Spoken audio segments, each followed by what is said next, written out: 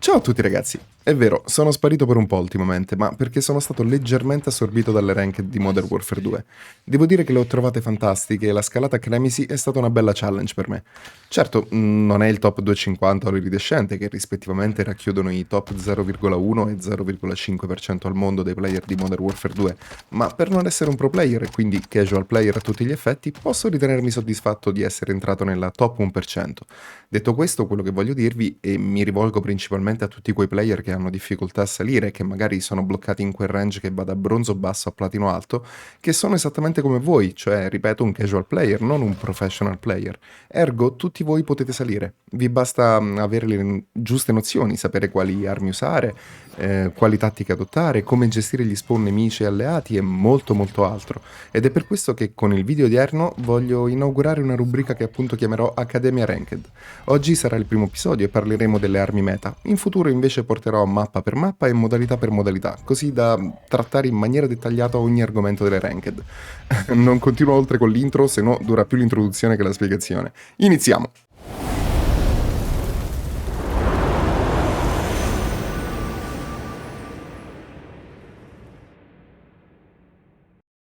Le armi meta da utilizzare in Ranked sono fortunatamente poche. In totale sono 5, 2 assalti, 2 SMG e un cecco. Sono le armi più gettonate dai pro players della CDL e lo sono perché hanno dalla loro un fantastico TTK e un rinculo quasi nullo. Iniziamo dagli assalto. Il primo è sicuramente il TAC 56, letteralmente un laser sui 30 metri. Questa è la sua build. Quello che state osservando ora è il setting che uso per tutte le classi, a prescindere dal loro utilizzo. Quindi coltello come secondaria, stordente, granata a vostro piacimento se Semtex o la normale, e per i perk assicuratevi di usare di corsa, artificiere e mani veloci. Questo perché di corsa, in combo con il coltello, vi darà moltissima mobility per raggiungere prima dei nemici i pick nevralgici proprio allo start del game. Artificiere invece vi permetterà di sopravvivere ad un'esplosione di qualsiasi granata se partite da full HP e questa cosa è davvero molto importante dato che in ogni mappa ci sono svariati nade spot da cui voi passerete inevitabilmente. Il secondo assalto è il Castov 545 e questa è la sua build. Il Castov è il diretto concorrente del TAC 56, lo possiamo definire complementare, un po' più di recoil ma anche un danno leggermente maggiorato.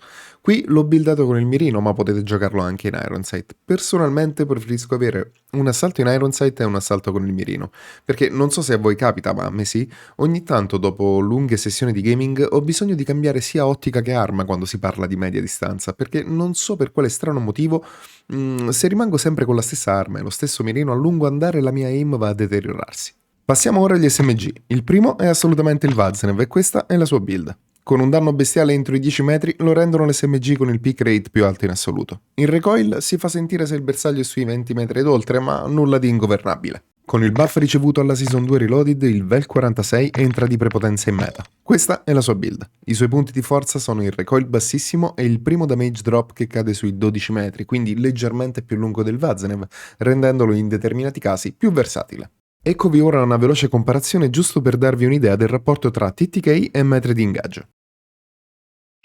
Passiamo ora all'ultima arma meta, il cecco. Qui l'opzione è solo una ed è l'SPX80. Il motivo di questa scelta è perché è l'unica arma che anche senza avere il laser come attachment, buildato in questa maniera vi permetterà ancora di fare dei fantastici quickscope, pur mantenendo il one shot, quindi con lo stesso altissimo danno degli altri della sua categoria.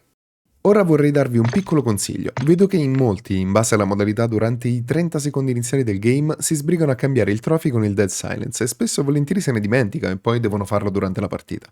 Il fix a questo è semplice. Come potete osservare vi basterà creare le prime 5 classi delle armi dette in precedenza con il trophy. Dopodiché le duplicate con 2 semplici clic, le rinominate e sostituite il trophy con il Daddy. Semplicissimo e avete risolto a vita.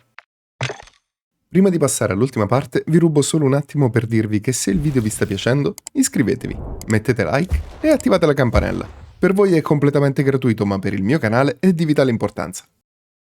Ora in via del tutto generica vi do una piccola linea guida che personalmente ho seguito durante la mia esperienza sul dove utilizzare le armi dette in precedenza in base alla mappa e alla modalità. Per le postazioni vi direi TAC e Castov su Embassy, Hydro e Brimberg. Invece Vaznev e Vel su Albagra e Mercado, tutte le classi con trophy. Per Ced, quindi cerca e distruggi Vazen e Vevel per l'asilo. Per tutte le altre, se siete abili nell'usarlo, il cecco, quindi l'SPX. In caso contrario va benissimo la regola utilizzata per la postazione. Unica differenza che per Ced tutte le classi dovranno avere Dead Silence. Infine per controllo, Vazen e Vevel per l'asilo. E Tac e Kastov per Albagra e Brimberg. Per il potenziamento da campo invece qui è un po' particolare. In attacco usate il Trophy e in difesa usate il Dead Silence. Ovviamente ripeto che questa è una linea guida generica, poi tutto è situazionale in base al ruolo che avete in team e in base a come si comportano gli avversari, ma sono tutte cose che vedremo nelle prossime puntate di Accademia Ranked. Quindi per oggi è tutto, a me non resta altro che salutarvi, al prossimo video, ciao ciao ciao ciao ciao ciao!